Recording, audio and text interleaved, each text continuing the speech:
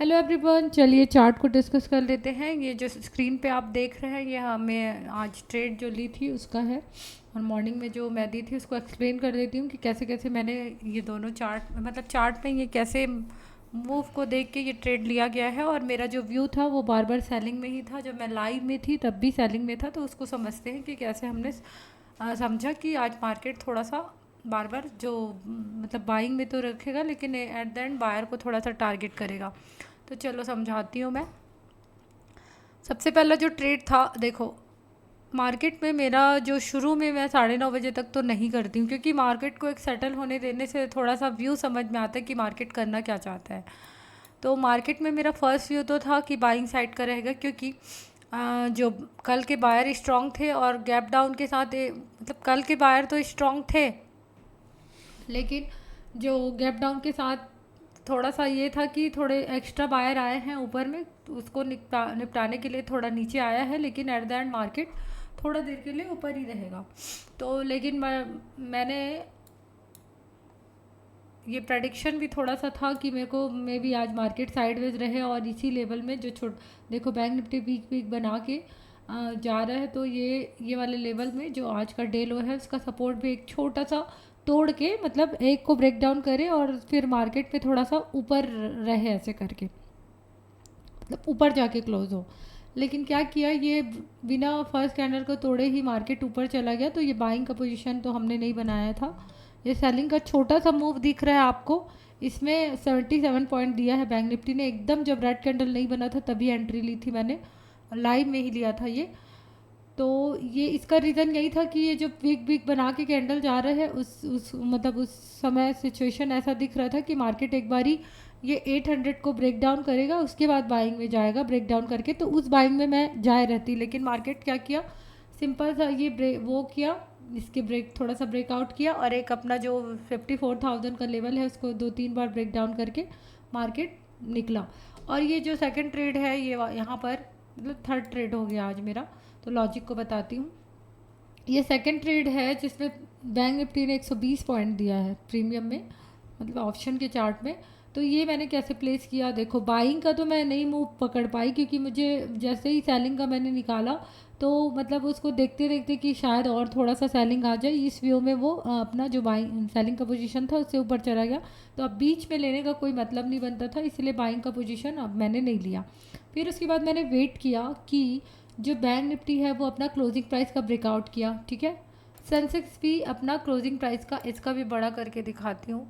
Sensex भी अपना ये जो क्लोजिंग प्राइस है उसका ब्रेकआउट किया, ठीक है। ये क्लोजिंग प्राइस इसका ब्रेकआउट किया, तो ब्रेकआउट ये भी, और तीनों इवन निफ्टी भी ब्रेकआउट किया, ठीक है। और यहीं पे 200 का लेवल था, तो दो लेवल अगर एक साथ ब्रेकआउट हो जाते हैं ना तो अक्सर करके बायर ही आते हैं। और 2 दिन से तो आप पॉजिटिव चार्ट देख ही रहे हो। और जो बैंक निफ्टी सॉरी निफ्टी भी है, मतलब मैं इतना इसलिए बताती हूँ, मेरा चार्ट एकदम छोटा छोटा इसलिए दिखता है क्योंकि मैं तीनों कंपेयर करके ही एसएल हिट करती हूँ। एक को देख के मेरे को व्यू नहीं समझ आता। अगर मैं एक को देख के मतलब समझ तो आता है कि बायर सेलर है, बट वो थोड़ा ज़्यादा कंफर्मेशन ट्रेड मुझे नहीं मिल पाता, इसीलिए मैं थोड़ा सा तीनों को देखती हूँ तो लेवल मुझे एग्जैक्ट कहाँ से एंट्री लेनी है ये समझ में आता है, इसीलिए तीनों का चार्ट लगा के ही मैं एनालिसिस करती हूँ। तो क्या हुआ था, तीनों ने क्लोजिंग प्राइस का ब्रेकआउट कर दिया था और निफ्टी में हाँ ब्रेकआउट किया था। तो मार्केट ऐसे लेवल में तीनों क्लोजिंग प्राइस निकालता है तो कहीं ना कहीं मार्केट पॉजिटिव सब लोग सोचने लग जाते हैं। तो अगर मार्केट को पॉजिटिव होना भी रहता है तो एक बार जो बायर आया है, ठीक है, मार्केट को अगर कंटिन्यू में जाना भी है तो नीचे से इतनी बाइंग आई है, क्लोजिंग प्राइस भी निकाला है मार्केट, तो बिना ये जो क्लोजिंग प्राइस के ऊपर बायर आए हैं उसको निकाले बिना मार्केट और मूव नहीं करेगा, फ्यूल तो लेगा आगे बढ़ने के लिए। तो इसी मूव को बायर को निकालने के लिए एक पोजीशन बनी थी जिसमें निफ्टी में 50 पॉइंट, यहीं पे एकदम बहुत छोटा सा सेलिंग दिख रहा है, लेकिन चलो खैर यहाँ से कोई लिया होगा तो 40 ही पॉइंट।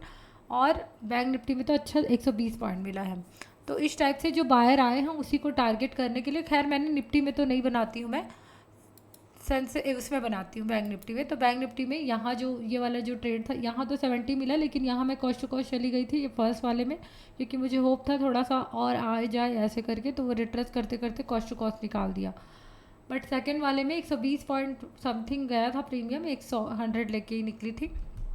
तो इसका लॉजिक केवल ये था कि तीनों अगर ब्रेकआउट करेंगे क्लोजिंग प्राइस का, तो बायर ही आएंगे। अगर मार्केट को कंटिन्यूटी में जाना ही है ऊपर, तो एक बारी इस बायर को निकालने के लिए 100 पॉइंट कम से कम प्रीमियम में डिके करेगा कॉल के प्रीमियम में। तो किसके प्रीमियम बढ़ेंगे? फिर पुट के बढ़ेंगे, है ना।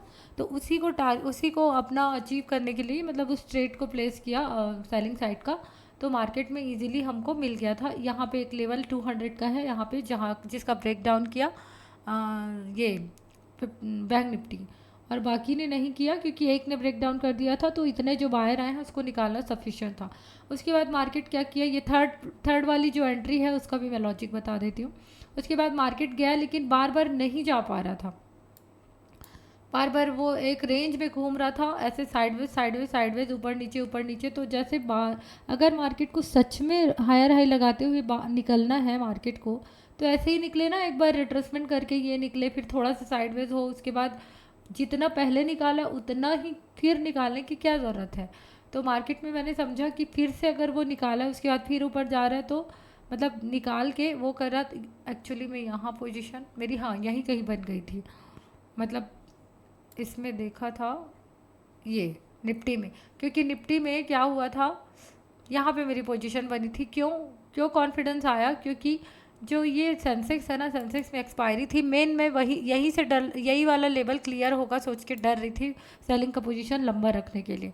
ये सेंसेक्स में बार बार कल 3 दिनों तक क्या किया था, ये 74,500 का एक बार रेजिस्टेंस, 2 बार, 3 बार, 4 बार, और फाइनली अभी क्या किया था ये वाले कैंडल में। ये आज का ही है ना, ये ट्रेंड लाइन का भी मैं आपको लॉजिक बताऊंगी। ये ट्रेंड लाइन भी नीचे से आ रहा था, तो उसी को और ज़्यादा टारगेट करने के लिए ही मार्केट में मैंने ये वाला ट्रेड लिया था। तो खैर ट्रेंड लाइन जब बना था तो 3 टच हुआ था उस समय, तो 5 मिनट में और अच्छा बना ये ट्रेंड लाइन, बट मैं तो 1 मिनट वाली हूँ।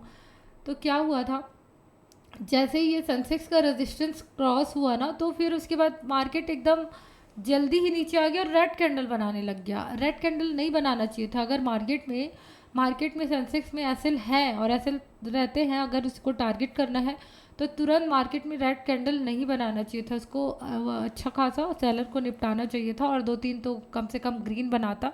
उसके बाद जो बाहर आते उसको क्लियर करता। तो फिर यहाँ पे मेरा व्यू था कि अब चलो सेंसेक्स में भी थोड़ा सा ब्रेकआउट हो गया है। तो रोज़ के रोज़ तो मतलब मार्केट में बाइंग तो 2 दिन से आ ही रही है, लेकिन मार्केट इतना होल्ड कर रहा है तो बाइंग में भी नहीं जाना चाहता करके मैंने एक ट्रेड और प्लेस किया बैंक निफ्टी में। ये सेंसेक्स में भी था, क्योंकि ये जो ट्रेंड लाइन है ना उसको वहाँ तक टारगेट करने का था। 3 दिन से मार्केट ट्रेंड लाइन में काम कर रहा है। देखो ट्रेंड लाइन में कैसे टारगेट करते हैं, जो लो बना है ना ट्रेंड लाइन का, वहाँ तक का टारगेट करने का था, यहाँ तक का। ठीक है, लो यहाँ पे बना है ना, यहाँ पे। अब देखो मैंने यहाँ पे कई मामलों में अगर मैं सिर्फ सेंसेक्स देखती तो मैं ये 74,000 का वेट करती, 72,000 उसका, कि इसको ब्रेक डाउन करे तो निकलूँगी। लेकिन अगर उसी समय कोई दूसरा इंडेक्स अपना ब्रेक डाउन कर दे या उसको टच भी कर ले, तो फिर आपको निकलना चाहिए। जैसे उधर तो ट्रेंड लाइन दिख रहा था, इसमें ऐसा ज़्यादा ट्रेंड लाइनिंग है। जब मैंने एंट्री किया था तो ज़्यादा ट्रेंड लाइन क्लियर नहीं समझ आ रहा था। अभी आपके सामने लगाऊंगी तो पहले अभी दिखेगा बैंक निफ्टी में, ये देखो। ठीक है, तो एक्चुअल एंट्री तो यहाँ बननी थी ट्रेंड लाइन को टारगेट करने के लिए, लेकिन मेरा जो व्यू था वो सेलिंग ही था बहुत देर, मतलब शुरू से ही। तो इस वजह से मेरी ये जब ब्रेकआउट हुआ ना सेंसेक्स का 74,500 का, तो तभी से मेरी एंट्री बन गई थी इस जो ट्रेंड लाइन, क्योंकि उसमें क्लियर दिख रहा था उसको टारगेट करने का। और जैसे ही बैंक निफ्टी ने अपना 54,000 का लेवल टच किया, तो मैंने अपना टारगेट बुक किया। हालांकि 130 समथिंग कुछ बुक किया, क्योंकि ये इतना ऊपर नीचे किया तो वो प्राइस वहीं रह गया, तब ज़्यादा बड़ा टारगेट नहीं दिया है इतना आने के बावजूद भी। तो इस टाइप से ट्रेंड लाइन में ही वर्क हुआ है, चार्ट ऐसे ही काम किया है बहुत होल्ड। हाँ, मार्केट में ये अनएक्सपेक्टेड था कि मार्केट इतना डाउन आके साइडवेज रह के बंद होने का मेरा व्यू था, लेकिन मार्केट एक बार और उसको ब्रेकआउट करने गया है, तो हायर ही हाई लगाया है। वैसे सेंसेक्स में फिर से उस लेवल को ब्रेकआउट नहीं कर पाया, मार्केट इसी रेंज में घूमा। बट बैंक निफ्टी थोड़ा सा जो यहाँ पे ट्रेंड लाइन के नीचे में जो भी मतलब घुसे होंगे, अब ये बड़ी बड़ी सेलिंग कैंडल देख के फिर यहाँ पे सेलर घुसे होंगे ना, उसको निपटाते हुए market at the end positive he close किया, मतलब ब्रेकआउट करके ही क्लोज़ किया। तो चार्ट ऐसे काम करते हैं। ज़्यादा साइडवेज रहे ना तो आप लोग एक बार ज़रूर देखिए कि कोई ट्रेंड लाइन तो नहीं बन रहा है। और उस ये भी देखिए कि उससे पहले एक और ट्रेंड लाइन बना था क्या, अगर पहला दिन ट्रेंड लाइन का ब्रेक डाउन हो कि अगर मार्केट ऊपर गया है, तो आज अगर फिर से ट्रेंड लाइन बना रहा है साइडवेज है सुबह सुबह, तो फिर वो ब्रेक डाउन नहीं करेगा, सीधा ही ट्रेंड लाइन को जैसे सपोर्ट है सपोर्ट बना रहा है, तो सीधा ब्रेक डाउन नहीं करेगा। और पहला पहला दिन ब्रेक डाउन किया लेकिन ऊपर चला गया, तो आज क्या किया, इससे पहले दिन क्या किया, ब्रेक डाउन करके ऊपर चला गया, ट्रेंड लाइन सेम बन रहा था ना निफ्टी में, अरे इधर ही बता रही हूँ मैं, ऐसे वाला ट्रेंड लाइन बन रहा था, तो क्या किया, ब्रेकआउट कर दिया, यहाँ पे ब्रेक डाउन कर दिया, लेकिन इससे पहले भी तो ट्रेंड लाइन बना था ये वाले लेवल में, तो उसका ब्रेक डाउन कर रहा हूँ करके दिखाया, सेलर भरा उसके बाद। तो ट्रेंड लाइन भी दो तीन ही तरह के होते हैं, उसको आपको पहचानना है कि कैसे कैसे मार्केट में काम होता है। 3 दिन से अगर ट्रेंड लाइन में ही वर्क किया है तो तीनों में अलग अलग पैटर्न आपको दिख रहे हैं, आप क्लियरली देख सकते हैं।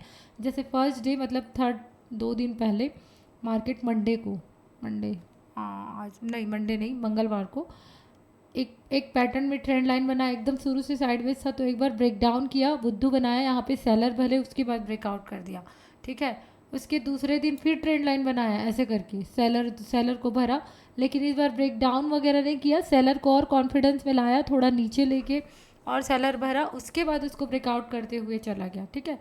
अब फिर ट्रेंड लाइन में काम करने लग गया, भले बड़े बड़े रेंज में ट्रेंड लाइन काम किया, तो कल तो सीधा सीधा ट्रेंड लाइन ऊपर की ओर ब्रेक किया था, आज नीचे की ओर ब्रेक डाउन कर दिया। तो ट्रेंड लाइन के जो वैरायटी है ना, उसको भी आप लोग थोड़ा सा सही से दिमाग लगा के देखें तो फिर समझ में आता है।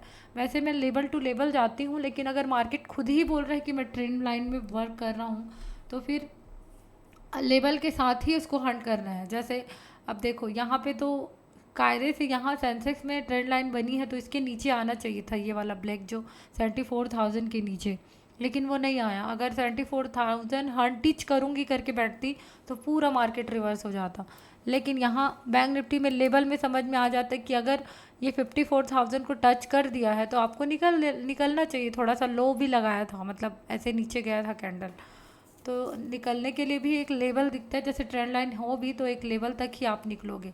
अगर आपको इसके ट्रेंड लाइन को देखते हो तो अरे ये नीचे तक है तो इतना दूर आएगा, ऐसा टाइप का व्यू होता। तो ये सब ज़्यादा व्यू नहीं लगाना है, एक लेवल टू लेवल की काम करना चाहिए। तो चलिए, थैंक यू।